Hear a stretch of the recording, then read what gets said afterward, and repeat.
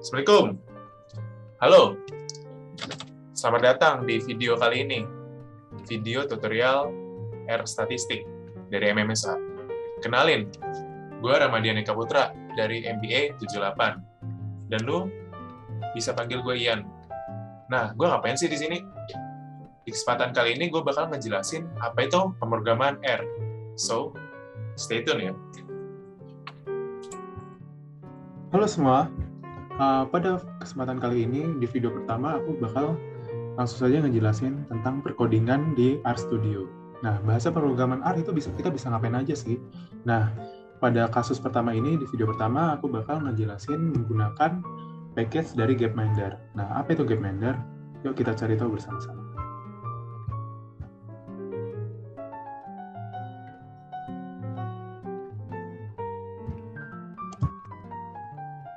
Apa itu Gapminder? Gapminder adalah sebuah NGO yang berpusat di Swedia yang tujuannya adalah mempromot Sustainable Goals Development dan men-achieve United Nations Millennium Development Goals by teaching novice data wrangling and visualization in R. Nah, setelah kita tahu Gapminder, langsung aja kita masuk ke codingannya. Jadi, yang pertama kita lakukan adalah kita harus mengimport package-nya. Import package-nya dari mana sih? Langsung dari, bisa aja langsung dari websitenya, tapi di open source. Kita bisa langsung saja install package apostrophe Gapminder. Habis itu di run. Nah, RStudio akan menginstal langsung dari website Gapminder. Setelah itu, apa yang kita lakukan adalah kita panggil nih si Gapminder. Habis itu di Ctrl Enter. Nah, setelah library terpanggil, kita langsung saja attach si Gapminder. Attach Gapminder. Tidak perlu apostrof, langsung saja tulis Gapminder. Ctrl Enter. Setelah kita attach, buat vektor nih, vektornya adalah my data. Vektor ini my data isinya adalah Gapminder. Ctrl Enter. Nah, di sebelah kanan ini telah terbentuk vektor atas Gapminder, terdiri atas 6 variabel dan datanya ada 1704. Nah, setelah itu kita ngapain sih? Kita pengen tahu nih isi si Gapminder itu apa aja. Kita bikin summary-nya. Caranya gimana? Langsung aja ketik summary, tab, terus kita tulis Gapminder. Tab. Ini telah muncul nih summary-nya. Oh, isinya kayak gini. Ada country, ada kontinen, ada tahun, ada life expectancy, ada populasi, dan ada GDP per kapita. Banyak ya, ada negara, ada kontinen, dan data yang ininya bentuknya mean, median, min, max. Terus kita ngapain aja nih? Aku pengen tahu rata-rata dari GDP per cap. Caranya gimana? Caranya tulis saja min, tab, tulis GDP per cap. Hasilnya 7215. Kita cocokin. Apakah sama? Ya, sama. Di sini hasilnya 7215, hasilnya sama ya. Terus aku pengen tahu min dari populasi, rata-rata dari populasi. Ctrl Enter. Populasi rata-ratanya segini. 2 juta. 29 juta rata-ratanya dari populasi. Apakah betul? Ya, betul. Habis itu aku pengen tahu rata-rata dari life expectancy. Langsung saja Ctrl Enter. Rata-rata life expectancy-nya adalah 59,47. Apakah betul? Betul, 59,47. Terus aku pengen tahu, tapi ada cara lain juga nih, selain langsung nulis min life expectancy, teman-teman bisa caranya tulis dari si datanya, Gapminder, habis itu di $sign, kasih $sign, tulis life expectancy. Hasil sama ya, cuma codingannya lebih panjang. Yang satu nggak pakai Gapminder terus $sign, yang satu pakai, tapi hasilnya tetap sama. Nah, setelah tahu summary, aku pengen mencoba memvisualisasikan data ini berdasarkan bentuk histogram. Histogram. Cara kayak gimana tuh? Nah, di RStudio, teman-teman bisa ketik HIST, habis itu setelah muncul di tab, nah ditulis, aku pengen apa sih yang divisualisasikan, misalnya aku pengen memvisualisasikan life expectancy. Life expectancy divisualisasikan. Control, Enter. Nah, di sini, di sebelah kanan bawah, telah muncul visualisasi data bentuk histogram atas ekspektasi. Dari data yang terlihat bahwa frekuensi terbanyak berada dari 70 sampai 75 frekuensinya. Terus, karena bentuknya skew kanan, right skew, aku pengen mencoba menormalkan dengan cara melogaritmakan. Caranya adalah histogram, tab, terus log. Nah, di log muncul ini, tab, habis itu kita ketik life expectancy. Habis sudah, kita Ctrl Enter. Ternyata datanya setelah kita logaritmakan belum bisa normal, ya berarti dari sananya memang datanya itu berat sebelah. Sekarang aku pengen memvisualisasikan bentuk dari populasi. Histogram, tab, pop, population, Ctrl Enter. Oh, bentuk datanya justru left skew, sangat ekstrim. Aku pengen menormalkannya menjadi normal distribution. Apakah bisa dengan cara logaritmakan? Kita coba ya. Histogram, tab, log, tab, pop. Nah, ternyata bisa normal setelah dilogaritmakan tadi bentuk populasinya. Jadi, ini penting ya buat teman-teman normal distribution, biar nanti kalau divisualisasikan data distribusi normal itu penting. Sebisa mungkin data yang teman-teman gunakan itu ketika melakukan analisa adalah data yang normal. Habis itu aku pengen memvisualisasikan dalam bentuk box plot. Caranya gimana tuh? Nah, langsung aja nih. Kita ketik box plot. Habis itu di tab, aku pengen melihat kontinennya, hubungan kontinen terhadap life expectancy. Life expectancy, terus menggunakan tanda ini, habis itu kita kontinen. Di sini akan muncul life expectancy berdasarkan kontinennya.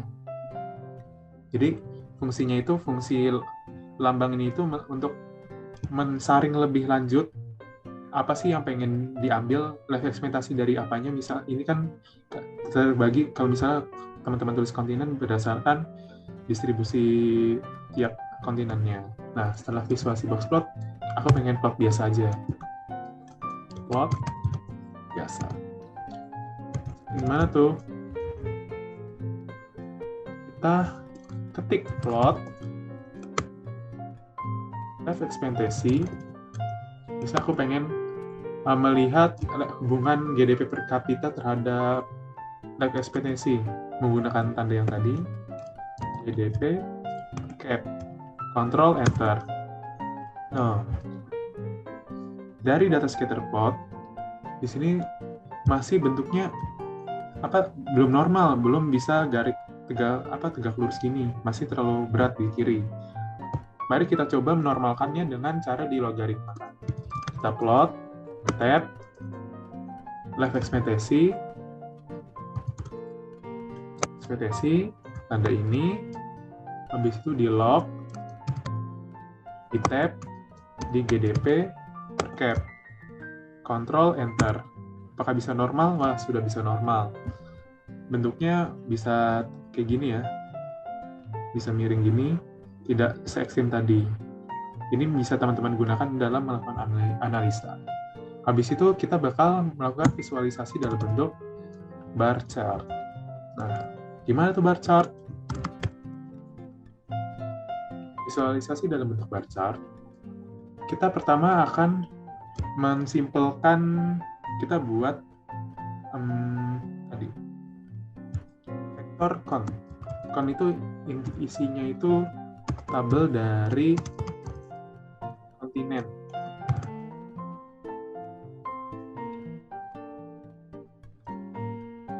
Kita Ctrl Enter. Nah, di sini telah terbuat values baru. Con terdiri atas tabelnya kontinen. Di situ kita panggil con. Con ini isinya apa aja sih? Sah, dapat. Ternyata jumlah populasi di tiap kontinennya, di tiap benua. Habis itu kita ngapain lagi? Kita coba visualisasikan dalam bentuk bar plot. Kita tulis bar plot. Terus kita visualisasikan si kontinen ini. Nah, bentuknya begini. Populasi terbanyak ada di Afrika dan populasi tersedikit ada di Oseania. Tapi ada satu trik lagi nih. Misal teman-teman pengen ngasih judul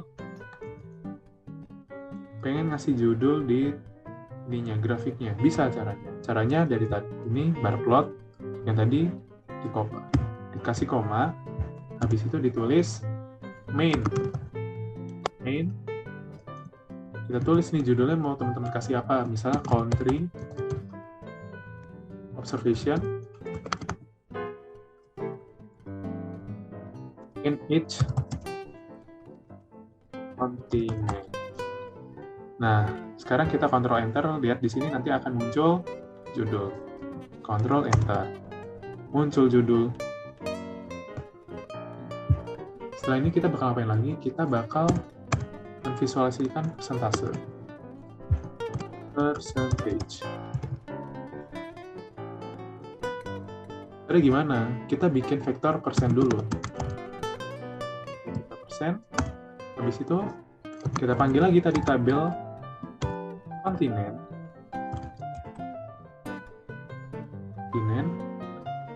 Habis itu karena kita pengen membuat persentase, berarti kita bagi nih berdasarkan jumlah dari kontinen ini, ada 624, ada 300, dan seterusnya kita bagi.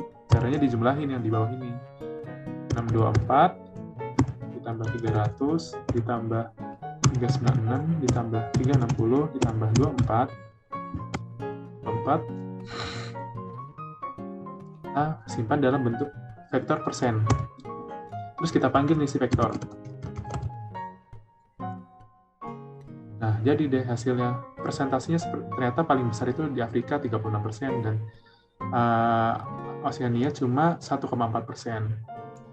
Terus aku pengen ini menvisualisasikan bentuknya nggak cuma angka tok, tapi pengen bentuknya bar plot. Nah, mari kita coba bar plot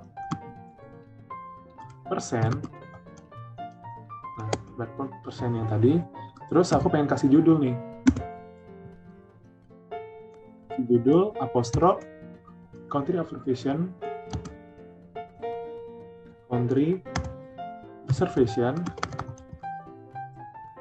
in each continent.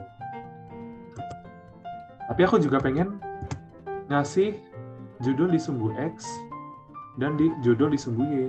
Bisa tuh caranya. Cara gimana? Kita untuk sumbu X kita tulis X label, X lab, tab kontinen sesuai dengan namanya, ini terdiri atas kontinen, benua, kontinen. Dan untuk Y label kita tulis percentage.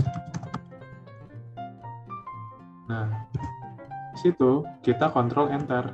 Kita lihat.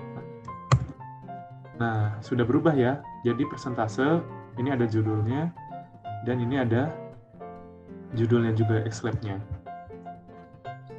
Nah, di situ kita ngapain? Aku pengen mencoba memvisualisasikan dalam bentuk pie chart. Cara gimana tuh? Kita tulis dulu pie chart. Manggilnya gampang. Manggilnya dengan cara tulis pie. Pie bikin kurung, kita coba memvisualisasikan pie chart dari persentase. Kita coba persen. Nah, Ctrl Enter. Ternyata hasil begini bentuk persentasenya kalau menggunakan pie chart visualisasinya. Sekarang aku pengen mencoba memvisualisasikan kontinen benua pie on. Hasilnya kayak gimana tuh? Nah, hasilnya sama aja. Masa sih sama? Oh, ternyata emang dari data aslinya, datanya sama. Cuma bedanya kalau persen itu kan dibagi jumlah totalnya. Kalau kontinen itu yang tadi jumlah yang angka ini. Kalau dijumlahin, ukurannya tetap sama kalau pie chart. Nah, habis itu kita ngapain? Aku pengen coba mengganti warna dari si pie chart. Bisa loh di RStudio. Caranya gimana? Caranya, kita changing color. Dan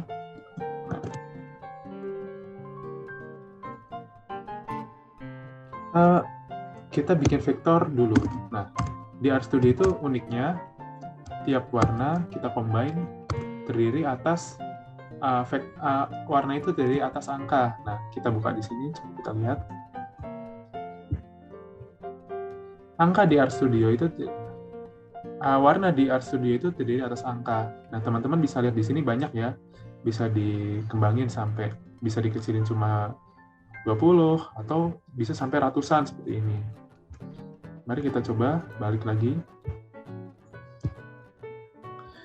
Karena ini ada 6, kita sekarang kita ketik angka sesuka kita terdiri atas 6 variables.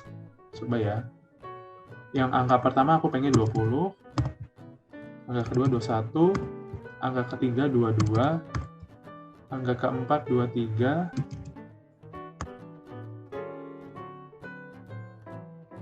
angka kelima 24. Sorry, ternyata terdiri atas 5 variabel. 1, 2, 3, 4, 5. Ada 5 benua, sorry. Terus kita bikin nih vektor si angka. Nah, kita panggil lah si pie tadi. Kita ubah warnanya, cari gimana? Yang kayak tadi. Pie. Terus kita panggil persen, koma. Kita kasih judul dong. Main. Judulnya aku pengen countries observation.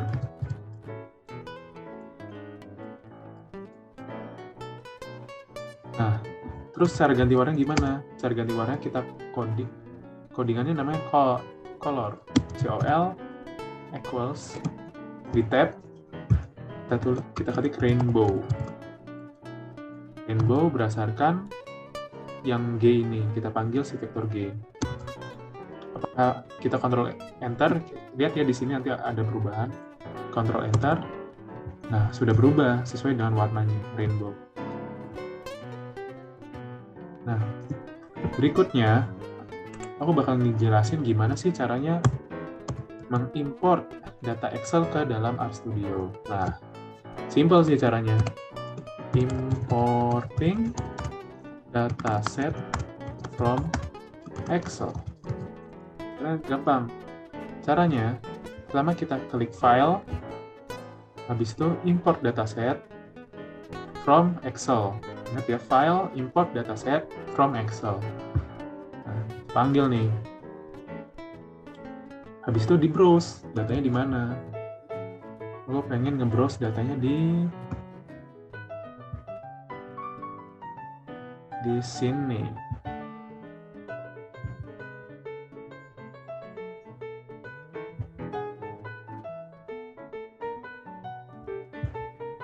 Kita set 2. Nah, kita panggil nih library red Excel. Sudah, panggil deh. Kita import. Muncul kan di RStudio. Kalau sudah muncul berarti datanya telah terimport ke dalam RStudio. Habis itu kita ngapain? Kita attach. Setelah itu kita attach di tab Panggil tuh datasetnya. Dataset 2, tab, Ctrl Enter. Di sini sudah masuk ya, sudah masuk ke dalam R script-nya, dataset 2. Ada 3 variabel dan 12 value. Kita bikin class dataset. Nah, ternyata kelasnya itu terdiri atas table dan data frame. So ini ya, nama, value, dan value. Di situ kita apain? Kita coba memvisualisasikan dalam bentuk pie chart. Pie, isinya apa aja sih? Isinya ada ada bulan, ada KWH, ada terms. Kita panggil yang KWH. Aku pengen mencoba memvisualisasikan si KWH. Kilowatt hour, koma, labelsnya bulan. Tab, Ctrl Enter. Ternyata kayak gini hasilnya. Distribusi KWH per bulannya terbesar ada di Desember dan Januari karena ini ada pergantian tahun. Sedangkan terkecil ada di Mei. Beban listrik terkecilnya di Mei, beban listrik terbesar ada di pergantian tahun Januari Desember. Habis itu kita coba nih bikin vektor namanya watt. Watt dari atas tabelnya KWH. Habis ini kita kontrol enter ya, kontrol enter. Setelah terbentuk watt nih di sini ada, kita coba kita panggil nih si watt. Apa sih watt itu? Ternyata value kayak gini. Kita coba ini menvisualisasikan pie chart-nya si watt. Kepo kayak gimana sih bentukannya? Ternyata dia value-nya ukurannya sama, cuma ini beda aja, rata dia. Di situ mari kita bentuk visualisasi pie chart-nya dengan serius. Nah, pie chart versi serius atas beban listrik KWH-nya. Caranya gimana? Caranya kita klik pie, bikin kurung, value yang pertama kilowatt hours, terus tabelnya bulan, kemudian kita kasih judul. Judulnya enak apa ya? Penggunaan listrik, electrical usage ya, electrical usage. Nah, habis itu kita Ctrl Enter. Ternyata begini visualisasinya. Dengan tambahan judul. Nah, karena dia terdiri atas 12 dari Januari sampai Desember. Ada 12, kita pilih yuk 12 warna untuk visualisasi. Kita coba ganti warna visualisasi pie chart yang kali ini. Caranya gimana? Kita bikin vektor X, terus combine. Aku pengen kayak tadi aja, 20, 1, 22, 23, 24, 25, 26, 27, ada berapa? 12. 2, 3, 4, 5, 6, 7, 8, kurang 4 lagi. 28, 29, 30. 2, 3, 4, 5, 6, 7, 8, 9, 10, 11. Udah nih, ada 12 variabel. Nah, kita coba. Sekarang kita kasih warna. Cara gimana? Kopas aja yang ini. Kita kopas. Habis itu kita tambah di paling belakang, dikasih koma, color, rainbow, di tab, dan panggil menggunakan X. Nah, X yang ini. X ini. Kita panggil, Ctrl Enter. Wow, warnanya telah berubah nih, jadi kayak gini. Lebih enak kan dilihat? Ya, kurang lebihnya seperti itu video pertama dariku. Happy coding, jangan pernah patah semangat. Halo, selamat datang di video kedua kali ini. Kembali lagi bersama gue, Ramadhani Kaputra, lo bisa panggil gue Ian. Nah, di video kedua, aku bakal ngejelasin tentang Gapminder lagi nih, kayak video pertama. Tapi bedanya apa sih? Simpel aja sih, aku pengen coba melakukan mengkorelasi antara data dari Gapminder itu sendiri. Nah, let's get into the RStudio. Nah, di dalam RStudio ini, kita langsung saja kita panggil library tab apostrophe gapminder. Ctrl Enter. Nah, library gapminder telah terpanggil. Langsung saja kita bikin vektor mydata. MyData isinya adalah gapminder. Mantap nih. Nah, di sini vektor telah terbentuk ya. MyData terdiri atas 1704 data dan 6 variables. Nah, habis itu kita ngapain? Kita attach dong gapmindernya. Di attach, ketik attach, di tab, klik gapminder. Control Enter. Nah, sekarang saatnya kita melakukan summary. Statistics.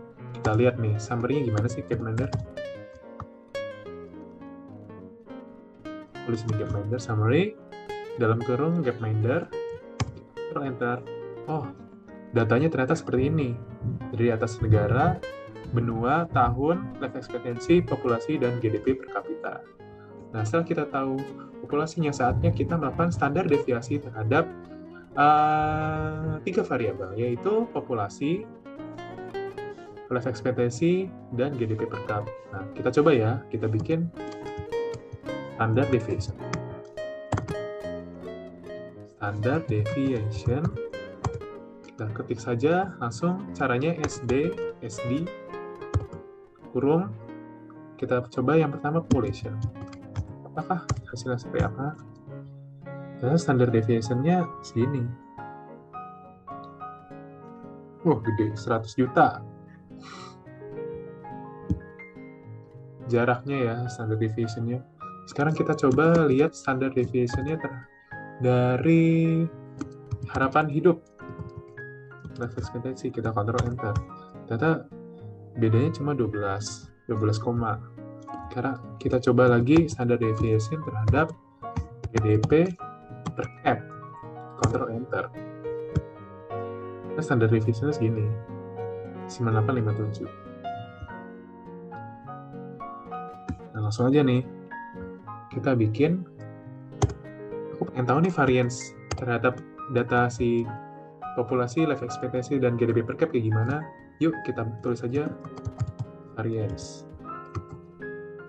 Nah, cara gimana untuk nyari variance? Langsung aja nih, ketik var, tab, yang pertama adalah population. Nah, variasinya adalah sebanyak ini. Sekarang kita coba variasi dari life expectancy. Life expectancy. Ctrl Enter. Nah, variasinya seperti ini. 166. Dan kita coba lagi lihat variasi terhadap GDP per kap. Variasinya sebanyak ini.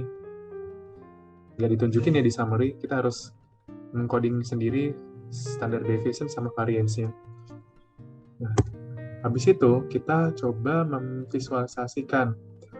Nah, caranya gimana? Bentar, aku tulis ininya dulu, komentarnya dulu. Correlation, coefficient, visual, dan formulatik. Yang pertama adalah visual. Nah, visual, kita mencoba memvisualkan dengan memplot bentuknya scatter plot. Nah, mari kita coba memvisualisasikan GDP per cap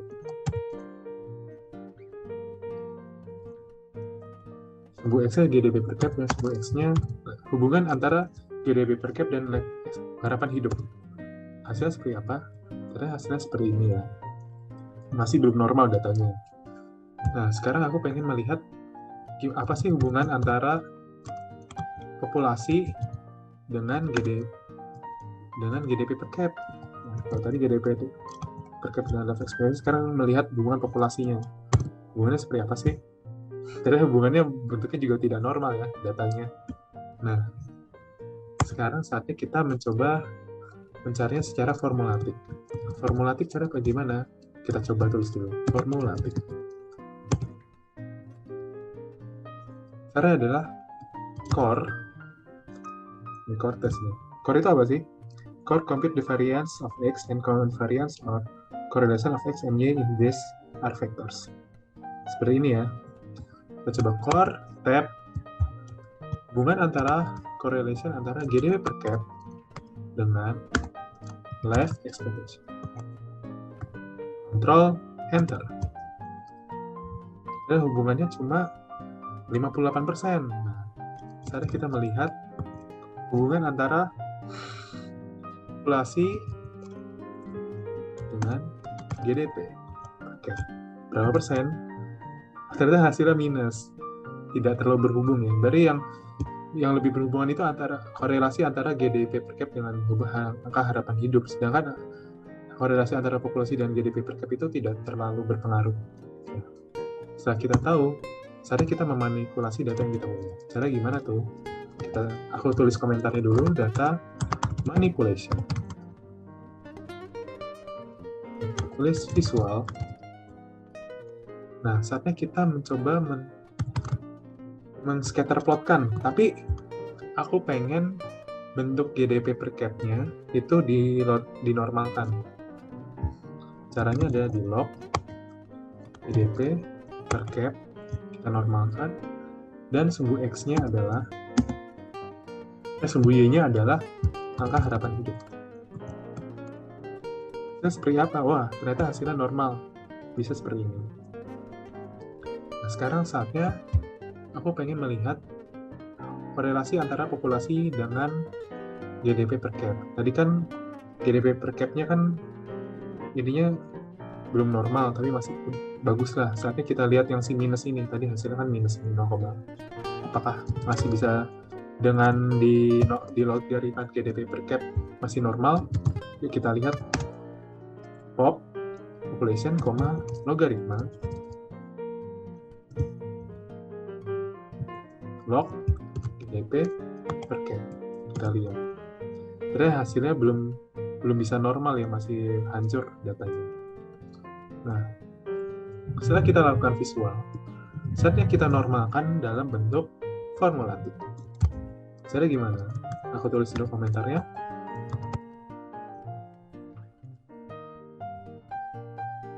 Saatnya kita correlation. Seperti tadi ya, GDP per cap, tapi bedanya yang sekarang dilogaritmakan. Di log GDP per cap,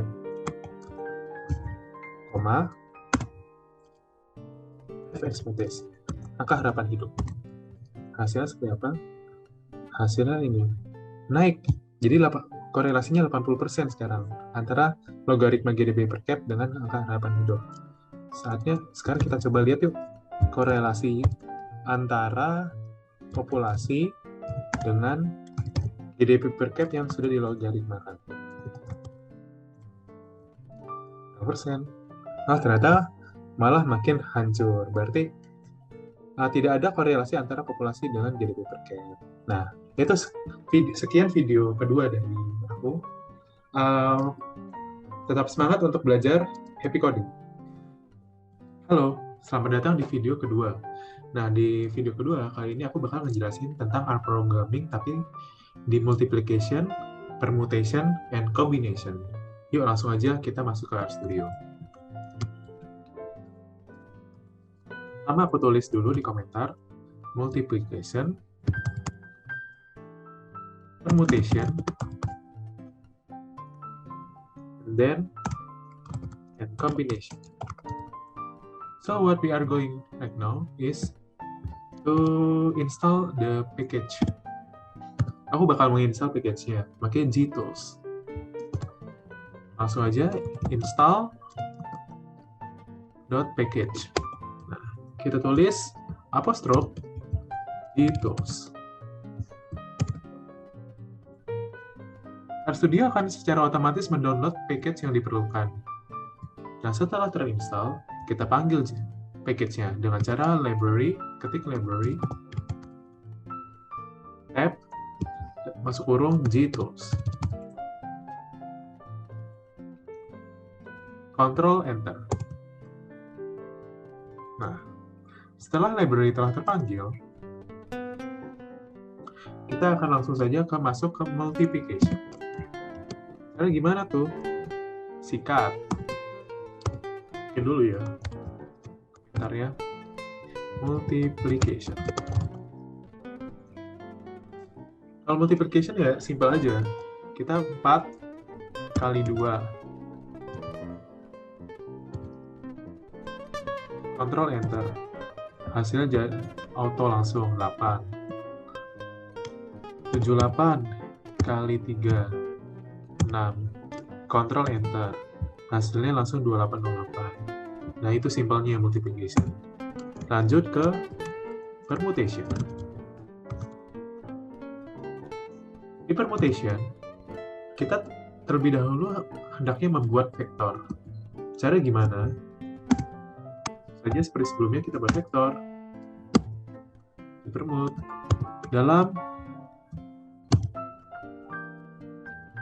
Kita pertama buat vektor ini masukin ke ini apa?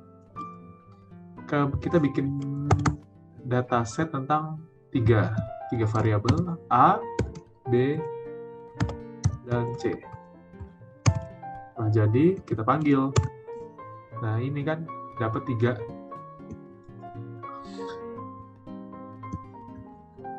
Setelah kita dapat 3, kita langsung ke bikin permutation-nya. Nah, gimana? Kita bikin vektor permutation, dimasukin ke DS, kita coding permutation, di tab, lalu yang mau di tulisannya yaitu NRV.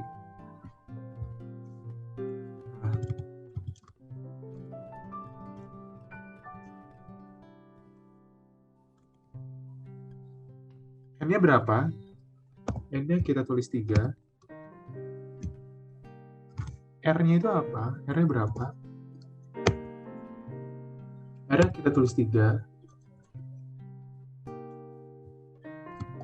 Dan untuk V, kita masukin ke dalam X. Ctrl Enter, kemudian kita panggil CS.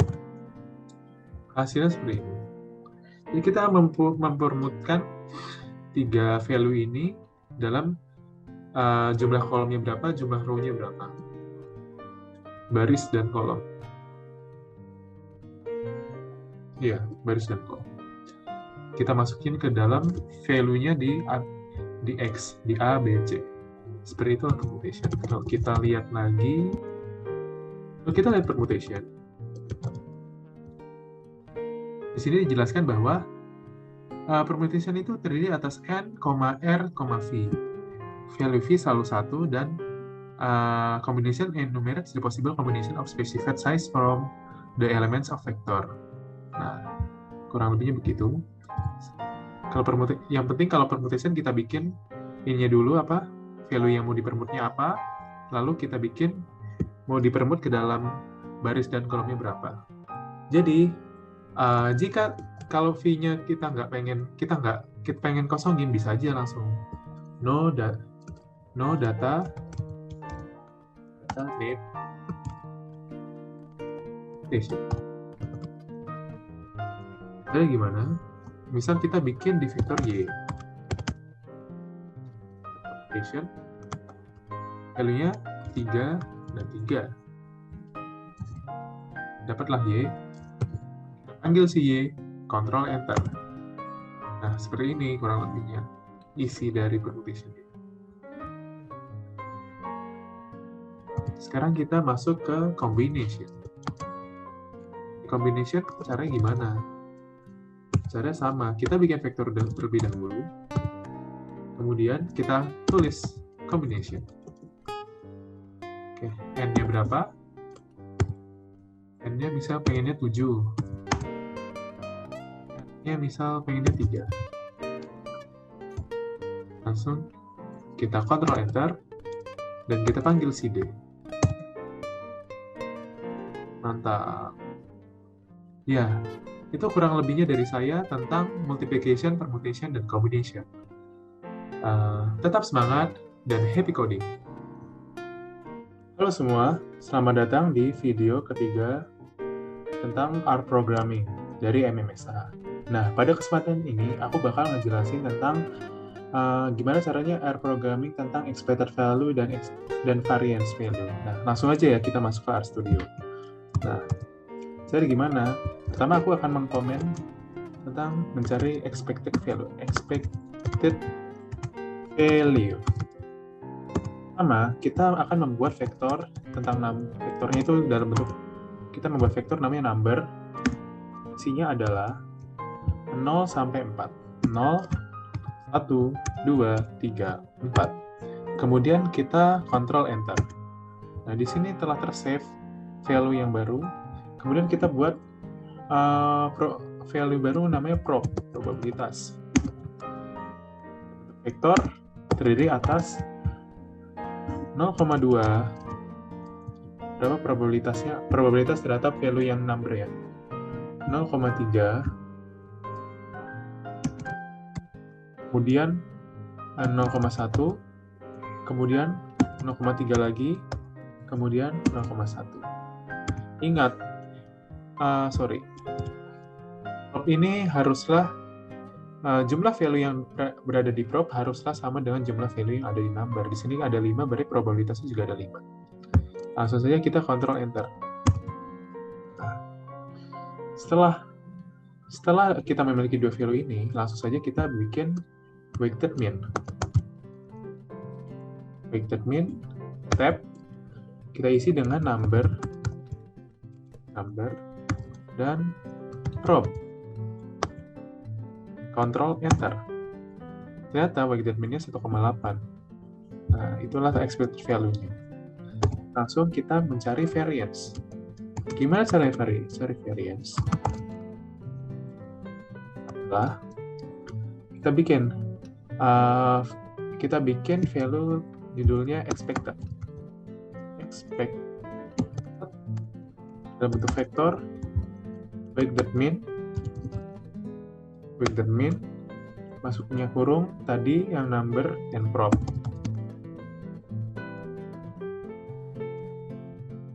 Untuk masuk, sekarang kita panggil si expected. Hasilnya tetap sama ya. Nah, sekarang kita masukin ke ekspektasi keduanya. Kita bikin ini yang kedua, expected 2. Yang membedakan adalah di weighted-nya tetap sama, tapi di value number kita pangkat 2. Dan si value prop kita pangkat 2 juga. Langsung aja Ctrl Enter.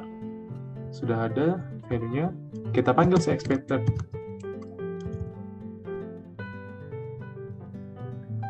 Tab.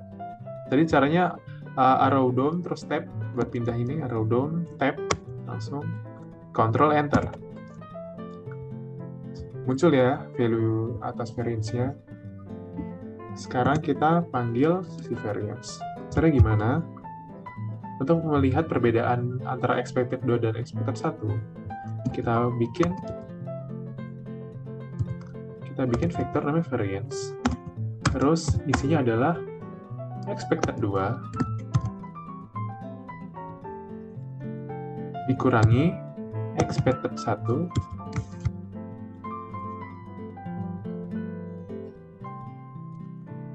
dapatin 2. Nah, dapatkan. Sekarang kita panggil variance. Ternyata variance gini. Nah, itu sekian dari saya tentang video ketiga kali ini. Tetap semangat dan happy coding!